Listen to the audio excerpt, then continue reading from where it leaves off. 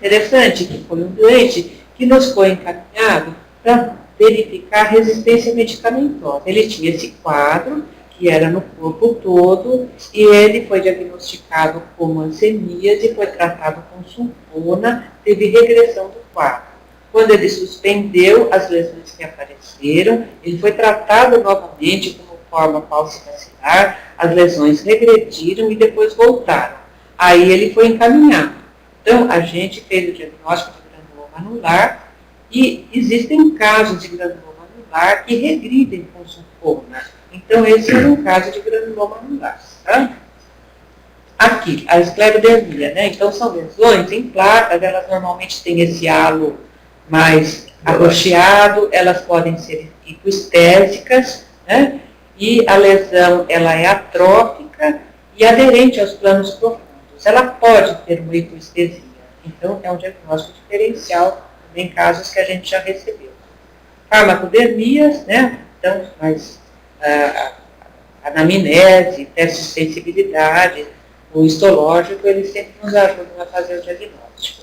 Aqui eu esqueci de colocar uma foto de uma sífilis secundária, mas a sífilis sempre é diagnóstico diferencial com hanseníase.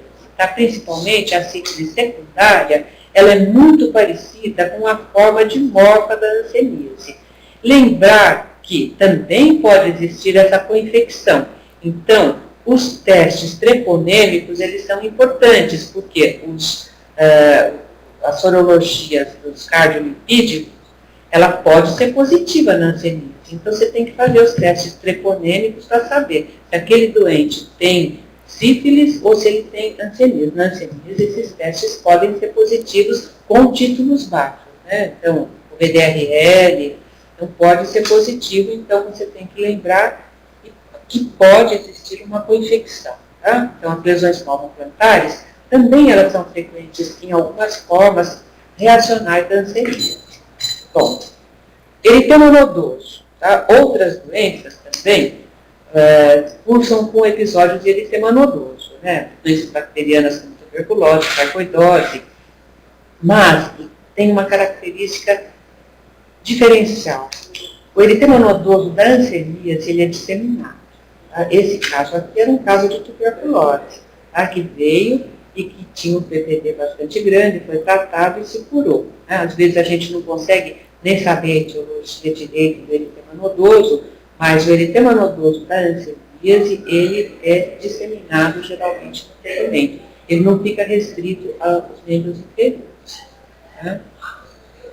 Esse daqui também é um outro caso, né? Um caso que foi diagnosticado como hanseníase e que na realidade era uma neurofibromatose. Então ele tem a mancha café com leite e ele tem esses nódulos, né? Que são os neurofibromas, e esse doente foi diagnosticado como hanseníase multibacilar, também um caso que foi encaminhado para verificar a resistência bacteriana. Ele estava todo pigmentado, mas quem fez o diagnóstico não colheu uma baciloscopia, não fez um histológico, e era um doente, e como é uma genodermatose, ele tinha a mãe acometida pela mesma doença. Então, mas é um diagnóstico diferencial importante lembrar. Outro diagnóstico diferencial, todos esses casos são casos que nos foram encaminhados para diagnóstico de hanseníase. Então, aqui no caso, lesões de queloide, tá, pós-acne.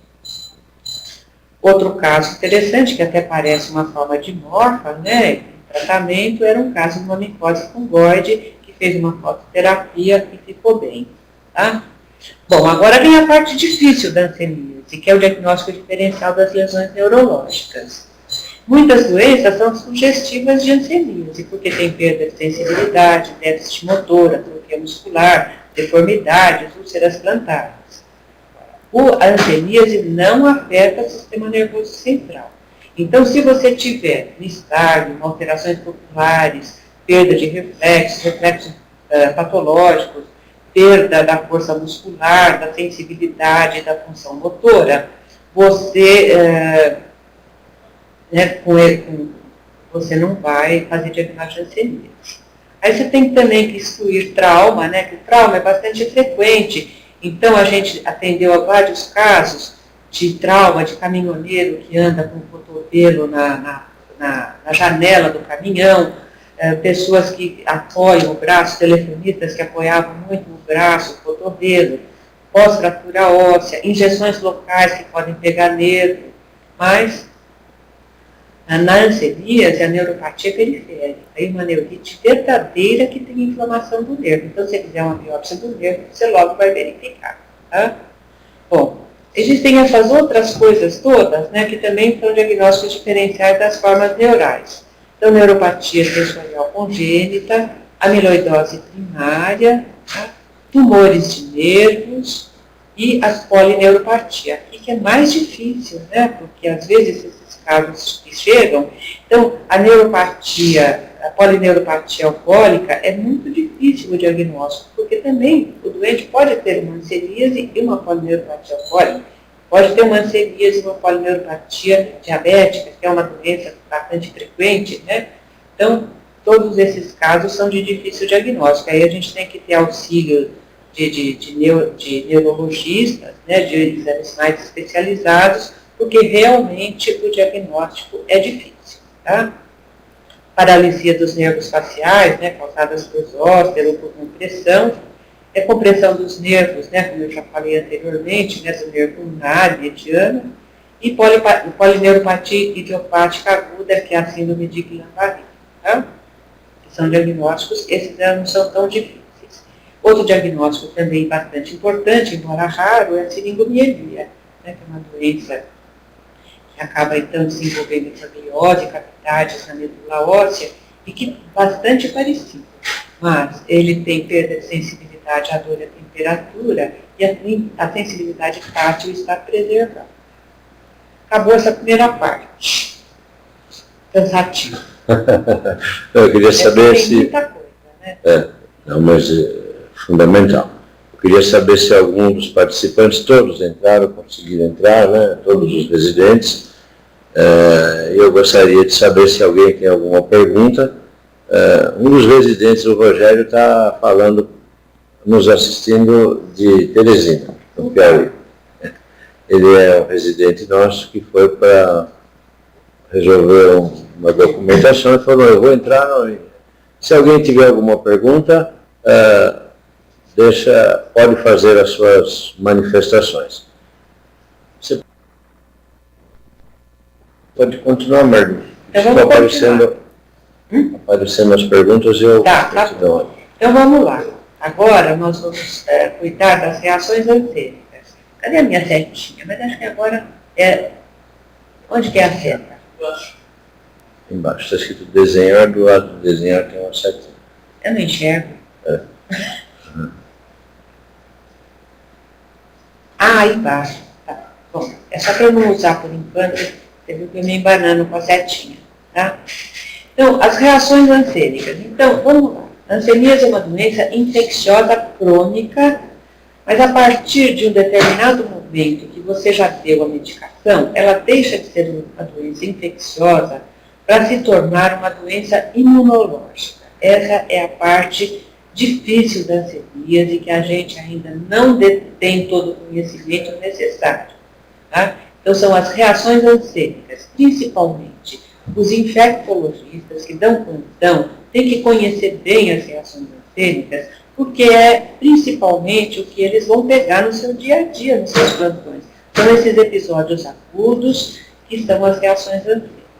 Então, eles podem ocorrer em todas as formas clínicas de hanseníase, com exceção da forma indeterminada. Também eles podem ocorrer antes, durante ou depois do tratamento. Isso é importante. Às vezes a doença já se manifesta como uma reação. E nesse episódio ocorre piora das lesões neurológicas. Então, as reações são os episódios mais importantes a serem tratados, porque a maior parte das incapacidades acabam ocorrendo por conta das reações ansênicas. Então, a reação tipo 1 é uma reação de imunidade celular, né, é antígeno, anticorpo. Né? E ocorre tanto na forma tuberculoide como na forma de morfa.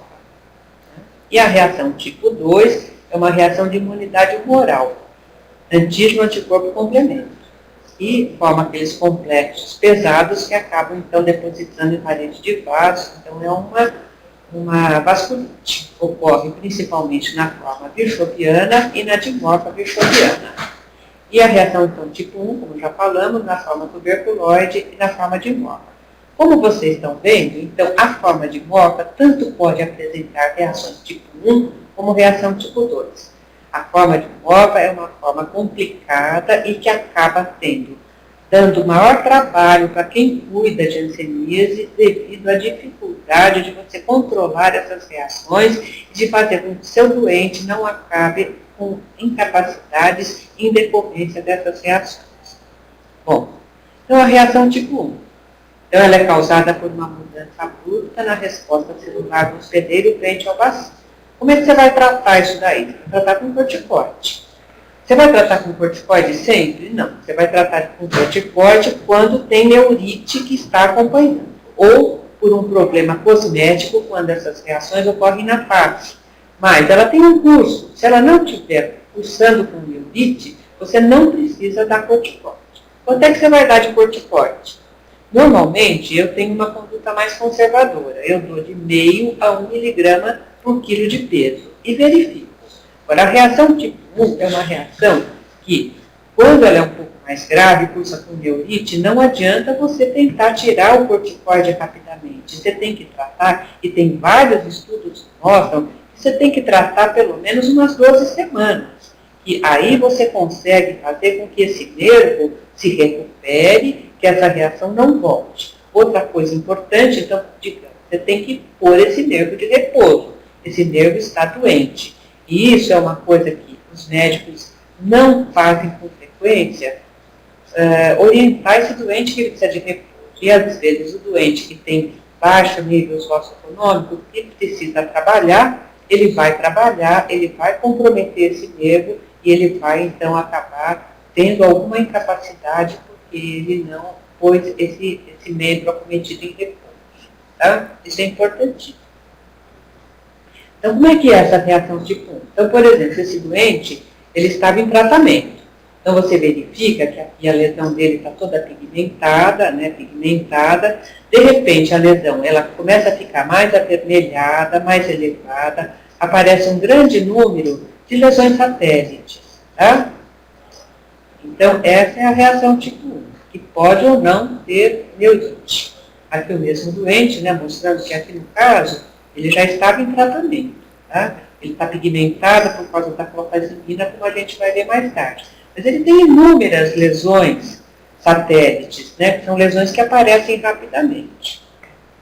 Tá? E a reação tipo 2? A reação tipo 2 é a reação do eritema nodoso, que é uma reação de imunidade humoral, e essa reação tipo 2, ela pode ter surtos isolados ou surtos frequentes, que a gente chama de surtos subentrantes. Ele nem sai de uma reação tipo 2, ele já começa com outra.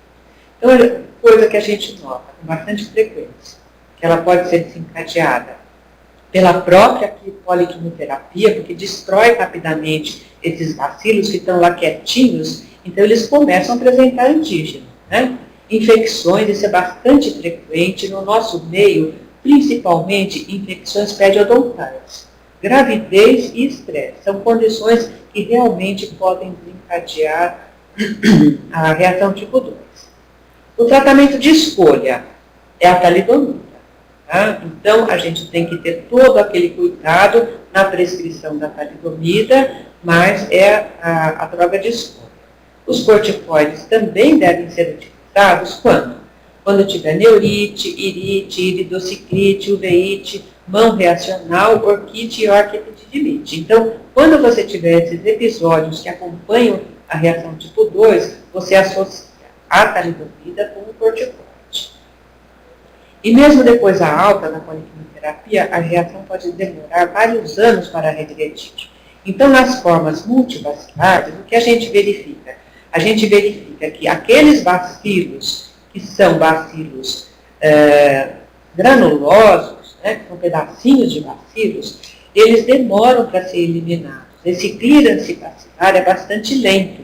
Então, a gente acredita que quem começa o diagnóstico com uma carga bacilar elevada, pode demorar no máximo 5 anos para eliminar todos esses bacilos. Tá? Então, a gente verifica que a cada 6 meses, geralmente, ocorre queda de uma cruz na baciloscopia desse doente. Tá? Então, durante esse período que ele vai tendo reação, você vai tendo que tratar dessa reação. E o tratamento, mas você vai verificando que, geralmente, a gravidade dessa reação vai diminuindo, a não ser quando ele tem, então, esses episódios de infecciosos, como a gente já referiu anteriormente. Então, aqui, né, às vezes, o eritema nodoso é mais palpável do que visível. Então, você verifica todos esses nódulos, né? Tá? Isso tudo reação tipo 2, ó, bastante, né? Esses nódulos eritematosos, dolorosos, a palpação, de aparecimento abrupto, que acompanhados de mal-estar geral, de febre, prostração, e aí então eles respondem rapidinho, em cerca de 48 horas, à talidomida.